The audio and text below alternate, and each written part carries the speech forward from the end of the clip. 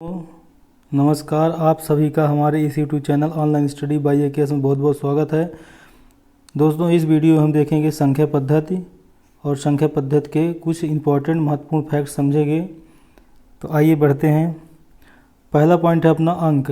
दोस्तों, गणित में अंक हो जैसे अल्फ़ाबेट में ABCD होता है, व्यंजन में हम क ख ग पढ़ते हैं और स्वर में हम छोटा या बड़ा पढ़ते हैं। ऐसे गणित में दोस्तों अंक होता है। अंक क्या होता है? पहले 0 होता है, फिर 1 2 3 4 5 6 7 8 9।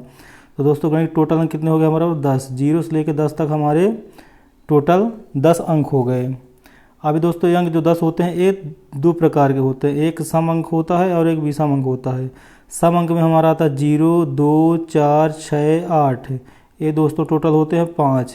0 2 4 6 8 मिला के 5 हो गए। 5 अंक होते हैं सम और 5 ही अंक होते हैं विषम। तो विषम में क्या 1 3 5 7 9, ये भी 5 ही हैं। टोटल 5 अंक सम होते हैं और 5 अंक विषम होते हैं। अब बढ़ते हैं अगले पॉइंट की ओर। अगला इंपॉर्टेंट फैक्ट हमारे पास क्या है, इसको देखते हैं। संख्या। तो हमने अंक देख लिया, अंक के बाद हम संख्या देखेंगे, संख्या क्या होती है। तो संख्या अंकों को मिलाकर बनती है। जब संख्या होती है 2 या 2 से अधिक अंक मिलते हैं या कि एक अंक का भी संख्या होता है तो यह संख्या बनती है। यहाँ पे हमने इसको लिख दिया है, संख्या कम से कम एक अंक की होती है और पूछा जाए कि संख्या अधिकतम कितने अंकों की होगी तो संख्या अनंत अंकों की होती है। अनंत अंकों को भी हो सकती है संख्या, क्योंकि गिनती भी अनंत होती है, इसलिए संख्या भी अनंत संख्याओं से मिलकर बन सकती है। अगला पॉइंट देखते हैं आइए। फिर हम देखते हैं संख्या होगा, अब सम संख्या देंगे। सम संख्या क्या होती है? तो सम संख्या वह संख्या होती है जिसके इकाई का अंक सम अंक रहेगा। ध्यान देना आपको, सम अंक, जिस संख्या की इकाई का अंक सम अंक रहेगा। सम अंक जैसे आपको हम बताए हैं अभी, 0 होता है, 2, 0 के बाद 2, फिर 4, फिर 6, फिर 8, ये सम अंक होते हैं। जिस संख्या की इकाई में कोई भी अंक रहेंगे 5 में से, ये सम अंक हो जाएगा, सम संख्या कहला जाएगी। जैसे 74 इकाई में अपना 4 दिख रहा है तो 4 एक सम अंक है। सम अंक के होने के चलते 74 सम संख्या हो गई। फिर 12 हो गया, 576 हो गया। ऐसे आप अनंत कोई भी संख्या लिख सकते हैं। यह असीमित संख्याएं होती हैं, अनंत तक संख्याएं रहती हैं। फिर आइए बढ़ते हैं अगले फैक्ट की ओर। अगला फैक्ट देखेंगे हम, पॉइंट नंबर हमारा चौथा। तो पॉइंट नंबर चौथा जब हम देखते हैं तो यहाँ पे क्या लिखा गया है, 1 से 100 तक में सम संख्याएं कितनी होती हैं? तो 50। 1 से 100 तक में अपने पास सम संख्या कितनी है? 50। तो अगर कोई पूछे कि आपका 1 से 100 तक अगर आप गिनती लिखेंगे उसमें सम संख्याएं कितनी होगी तो आप बता पाएंगे सम संख्याएं 50 होती है 1 से 100 तक में। प्रथम सम संख्या कोई पूछ जा सकता, प्रथम सम संख्या क्या होती है? प्रथम सम संख्या 2 होती है। तो ये आपका होगा। अब पढ़ते हैं अगले फैक्ट की ओर। अगला फैक्ट देखते हैं विषम संख्या। दोस्तों विषम संख्या क्या होती है, आइए जानते हैं विषम संख्या क्या होती है। तो वह संख्या जिसके इकाई का अंक विषम अंक रहता है वह संख्या विषम संख्या कहलाती है। अब जैसे उदाहरण देख लेते हैं, विषम संख्या कहलाती है कब कब आएगी? जब इकाई का अंक विषम अंक है। विषम अंक कौन से होते हैं? 1 3 5 7 और 9, ये विषम अंक होते हैं। अगर इन अंकों में से कोई सभी इकाई में की संख्या के अंक है तो वह संख्या जो तो विषम संख्या। जैसे हम देख लिए 27 91 75 87 129, ऐसे करके आपकी अनंत संख्याएं जो कि विषम संख्याएं हो सकती हैं। फिर देखते हैं कि 1 से 100 तक में कितनी संख्याएं विषम संख्या होती हैं। तो 1 से 100 तक में 50 विषम संख्याएं होती हैं। तो पहली 1 होती है, फिर 3, फिर 5, फिर 7 और आखिरी विषम संख्या 100 तक में 99 होती है। फिर देखते हैं प्रथम विषम संख्या क्या होती है। प्रथम विषम संख्या 1 होती है। अब बढ़ते हैं अगले फैक्ट की ओर। अगला फैक्ट देखते हैं। अब सम संख्या हो गई आपकी, विषम संख्या होगी। अब पढ़ते हैं भाज्य संख्या और अभाज्य संख्या। तो आइए पढ़ते हैं पहले भाज्य संख्या क्या होती है। तो यहाँ पे लिखा हुआ भाज्य संख्या वह संख्या जो एक से या वह स्वयं के अलावा, एक व स्वयं के अलावा किसी और संख्या से भी, यहाँ से भी मतलब उससे और कटनी चाहिए, तो से भी, तो एक से भी कट जाए, किसी और से भी कट जाए, वह संख्या जो एक व स्वयं के अलावा। क्योंकि दुनिया की दोस्तों सारी संख्याएं एक व स्वयं के पहाड़े में आएंगी और एक और स्वयं के से कट जाएंगी दुनिया की सारी संख्याएं। लेकिन जो एक और स्वयं के अलावा किसी और से कटेगी वह संख्या भाज्य संख्या कहलाती है। वह संख्या कहलाएगी भाज्य संख्या। जैसे 26 आपके 2 के पहाड़े में आता है, 13 के पहाड़े में आता है, इसलिए 26 कट गया। 15 है तो 15 आपका 3 के पहाड़े में आ जाएगा और 5 के पहाड़े में आ जाएगा। 57 है तो 19 3 57 हो, 3 से और 5 से कट जाएगा। ये 548 है तो कई संख्याओं से कटेगी, 2 से कट जाएगी, और भी कई संख्याओं से कटेगी। 124 है, ये भी कई संख्याओं से कट जाएगी, 2 से कट जाएगी, और भी अन्य संख्याओं से कट जाएगी। तो जो संख्या एक व स्वयं के अलावा किसी और से कट जाएगी वह हमारी भाज्य संख्या होगी, जिसे हम विभाजित कर पाएंगे।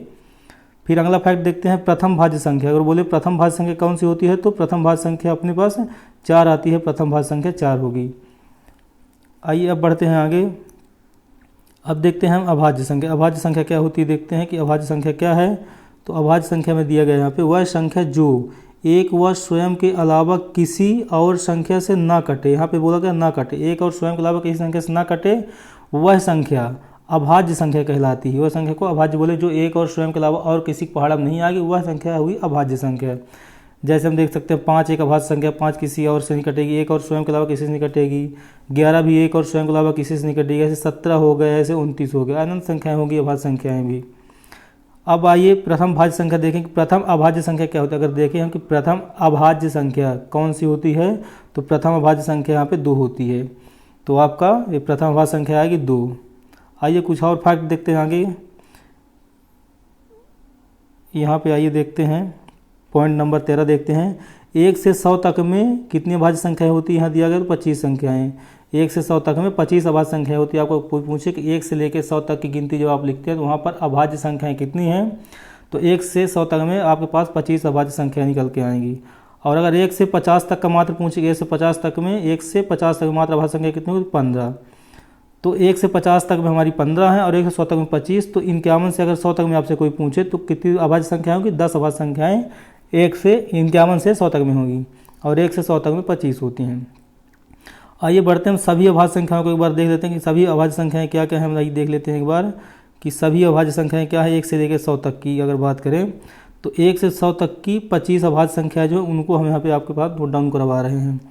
तो प्रथम अभाज्य संख्या होती है 2, फिर 3 होती है अभाज्य, फिर 5, 7, 11, 13, 17, 19, 23, 29, 31, 37, 41, 43, 47, 53, 59, 61, 67, 71, 73, 79, 83, 89, 97। ये 25 अभाज्य संख्याएं हैं। टोटल कितनी है, 25 हैं, जो कि 1 से 100 तक में होती हैं। तो ये 25 संख्याएं हैं अभाज्य, जो कि 1 से 100 के बीच की अभाज्य संख्या होती हैं। और अभाज्य संख्या वह होती है जो केवल एक और स्वयं से कटती है, उसके अलावा किसी संख्या से नहीं कटती है। आइए अगला पॉइंट देखते हैं। अगला पॉइंट अपने पास है 2 एकमात्र ऐसी सम संख्या है। सम संख्याओं में से 2 एकमात्र ऐसी सम संख्या है जो कि अभाज्य संख्या है। फिर 2 के अलावा सभी सम संख्याएं जो होती हैं वह भाज्य संख्याएं होती हैं। जैसे 2 के अलावा 4 है, 6 है, 4 लिख दें आप, 6 लिख दें, 10 लिख दें, 28 लिख दें, कुछ भी आप लिख देंगे। दुनिया की फिर सारी सम संख्याएँ जो होंगी वह भाज्य होंगी, लेकिन 2 एकमात्र ऐसी सम संख्या है जो कि अभाज्य संख्या है। आइए बढ़ते हैं आगे, फैक्ट देखते हैं। अगला फैक्ट हमारे पास क्या है। तो अगला पॉइंट हमारे पास है 1 से 100 तक में भाज्य संख्याएं कितनी होती है। अब देखा जाए तो जैसे हमने देखा था कि अभाज्य अगर देखते हैं तो अभाज्य संख्या 1 से 100 तक में गिनती टोटल 100 रहती है। अगर इसमें देखें हम अभाज्य संख्या, तो अभाज्य संख्या हमारे पास 25 होती हैं। लेकिन यहाँ पर भाज्य अब टोटल बचा कितना, 100 में से आप 25 घटा देंगे तो 75 बचेगा। लेकिन इस 75 में मात्र यहाँ पे 74 संख्याएँ ऐसी होती हैं जो कि भाज्य संख्याएँ होती हैं। 74 और 25 99 हुआ। तो अब हमारा एक संख्या गायब हो रहा है कि एक संख्या कहाँ गई आखिर, क्योंकि ना तो सम और भाज्य और अभाज्य मिला के, भाज्य मिला लिए हम 74 और अभाज्य संख्या मिला ली 25, तो 74, 25, 99 हो गया। अब 1 से 100 तक गिनती 100 होती है तो एक गिनती कौन सी गिनती बचती है, तो वही गिनती हमारे पास एक नंबर होता है, नंबर 1 गिनती होती है, ये बचती है। और एक इसलिए नहीं शामिल करते, ना तो भाज्य में ना भाज्य में दोस्तों एक को शामिल नहीं करते, इसलिए हमारा यहाँ पे एक का डिफरेंस आ रहा है। तो अगर पूछे कोई आपसे कि एक को सम संख्या में शामिल करें कि भाज्य संख्या में कि अभाज्य संख्या में, तो आप बोलेंगे कि एक भाज्य संख्या, ना तो भाज्य संख्या और ना ही अभाज्य संख्या है, किंतु एक अपने आप में एक संख्या भी है और एक विषम संख्या भी, जो कि प्रथम विषम संख्या होती है। एक जो है तो प्रथम विषम संख्या होती है और एक संख्या भी है, गणित का एक अंक भी है, लेकिन यह भाज्य संख्या और अभाज्य संख्या की श्रेणी में किसी में नहीं रखा जाता। आइए बढ़ते हैं अगले पॉइंट की ओर। अगला पॉइंट है 19 नंबर, सबसे छोटी प्राकृतिक संख्या 1 होती है। अगर पूछे आपसे सबसे छोटी प्राकृतिक संख्या क्या होती है तो अपने पास 1 उसका उत्तर हो जाएगा। आइए बढ़ते हैं अगले पॉइंट की ओर। अगला पॉइंट अपने पास ये रहा, सबसे बड़ी प्राकृतिक संख्या निश्चित नहीं है। जब हमने देखा था कि सबसे छोटी प्राकृतिक संख्या 1 होती है, लेकिन सबसे बड़ी प्राकृतिक संख्या निश्चित नहीं है, क्योंकि गिनती या संख्याएं जो होती हैं वो अनंत होती हैं। तो जब गिनती अनंत होती है, प्राकृतिक संख्याएं भी अनंत होंगी, तो उसका हम अंत अधिकतम नहीं बता पाएंगे, पर शुरुआत कहाँ से होती है 1 से, तो उसको हम बता पा रहे हैं। अगला पॉइंट देखते हैं, पॉइंट नंबर 21, एक अंक की सबसे छोटी संख्या पूछी आपसे तो 1 होती है। एक अंक सबसे छोटी संख्या 1 होती है, तथा एक अंक की सबसे बड़ी संख्या पूछी आपसे तो 9 होती है। अगला पॉइंट देखिए आइए, पॉइंट नंबर 22, 2 अंकों की सबसे छोटी संख्या, तो 2 अंकों की सबसे छोटी संख्या तो 10 होती है, 10 हो गई। फिर तथा 2 अंकों की सबसे बड़ी संख्या तो 99 होती है। तो दोस्तों, आपको यहाँ तक का वीडियो आपको पसंद आया कि नहीं आया, आप ये बताइएगा। और आपके लिए एक छोटा सा सवाल है, आप अगर वीडियो हमारा अंत तक देख रहे हैं तो आप उस सवाल का जवाब दीजिए कि 150 के बाद अगर पूछे आपसे कि 150 के बाद की अभाज्य संख्या बताइए, 150 के बाद की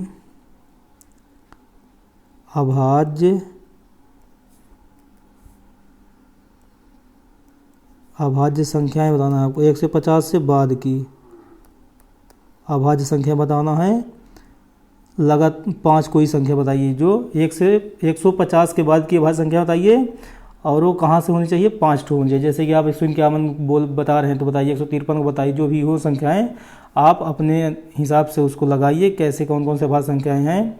तो 150 के बाद की बताइए आप 5 अभाज्य संख्याएं। तो दोस्तों, ये वीडियो यहीं पे समाप्त होगा, अब मिलेंगे नेक्स्ट वीडियो में, तब तक के लिए दोस्तों जय हिंद।